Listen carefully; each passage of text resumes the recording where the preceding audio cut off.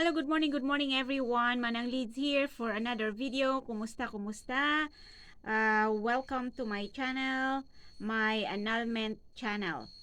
Okay, so siya, wag na tayong magpaligoy-ligoy pa.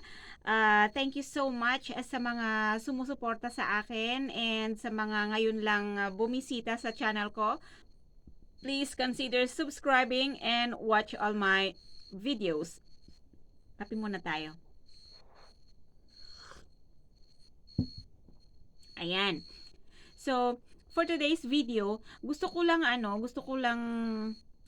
isa publiko yung tag nito, yung sagot ko sa mga maraming chat sa akin, maraming tanong sa akin sa private message. Kasi mula nung nag-upload ako ng about sa Islam divorce, dumami sila na nagtatanong sa akin.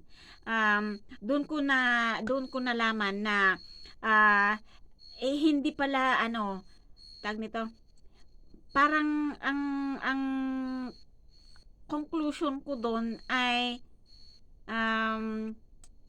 ginag parang inaano nila yung yung pinagko-confuse nila yung sa Islam divorce sa annulment. Kasi karamihan sa mga na-scam, o ito nasasabihin ko, kasi totoo naman, mga nagme-message sa akin, 90%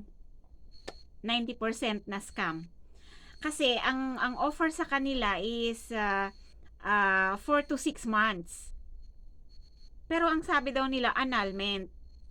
Which is sabi ko naman, I don't think na may annulment na 6 months pababa. Walang ganun. Ang alam ko walang ganun. Kasi sa preparation pa lang, hindi ko lang alam kung paano sila nag-umpisa sa pag-compute sa 6 months ha.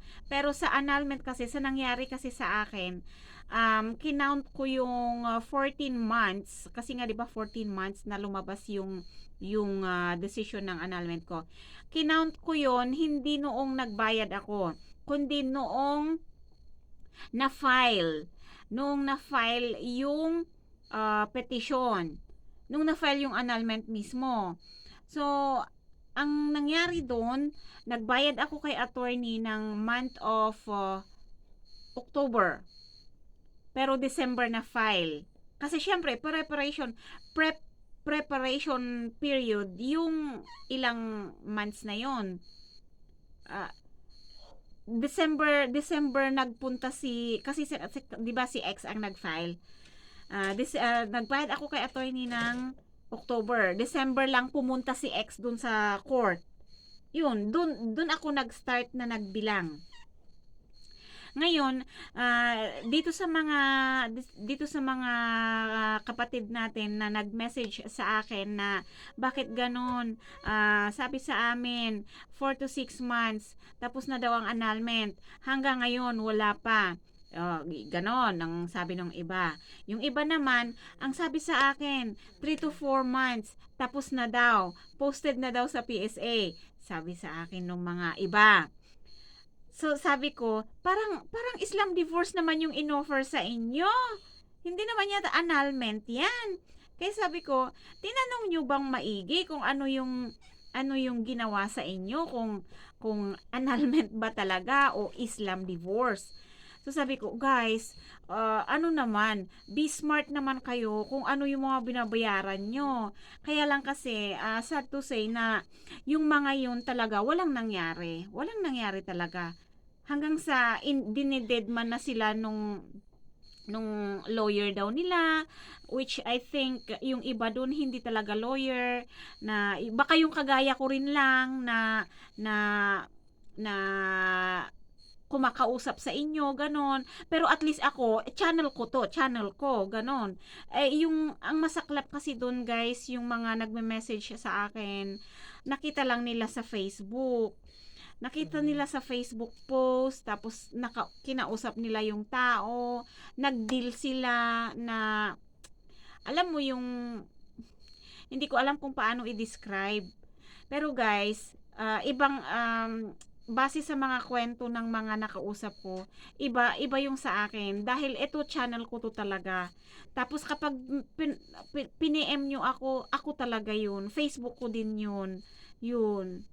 Tapos kung may mga transaction man kayo, ako pa din 'yun.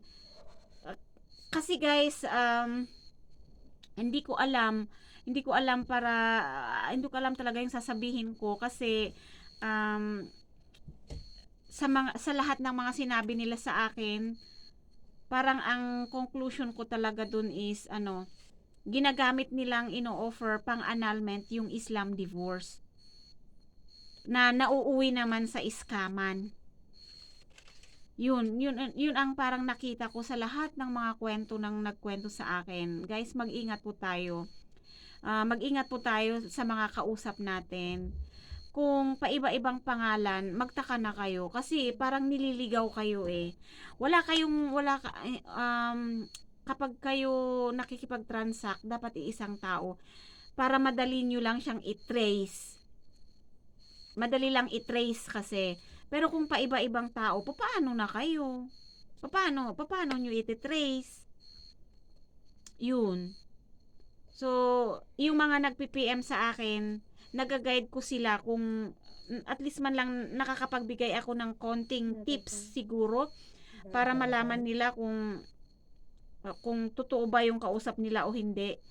Pero eto lang guys ang sasabihin ko, wag mo nang magbibitaw ng pera agad. Wag muna.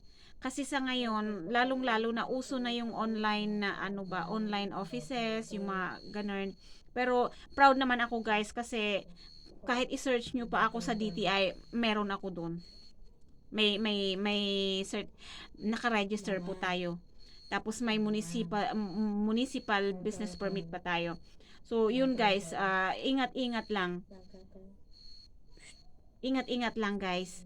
Wag agad-agad magbibitaw ng pera. Siguraduhin muna ninyo yung mga kausap ninyo na mukhang ginagamit yung Islam divorce sa pag-aalok ng annulment. Parang ganun ang nakita ko talaga. So, yun guys, yun lang yung gusto kong sabihin sa video na to at sana may napulot ulit kayo na konting tips. Kung gusto nyo pa akong tanungin deeper, ilalagay ko yung Facebook link ko sa description box or sa comment box. Mag-ingat po guys kasi nakailang delete na ako ng comment sa ilan sa mga videos ko na kapag may nagtatanong, may nagre-reply.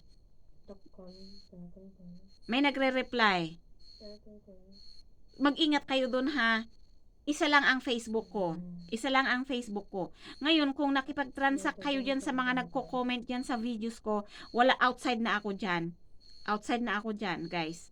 So, titignan nyo yung link ng Facebook na ilalagay ko dyan sa description box or sa comment box. Dyan po kayo mag-message.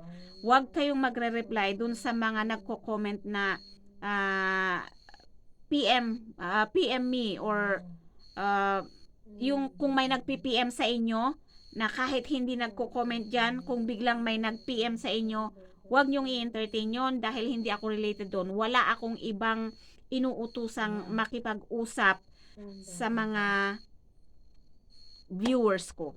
Ako lang ang nakikipag-usap sa mga viewers ko. Wala akong ibang inuutusang tao na makipag-usap sa inyo guys. So mag-ingat kayo.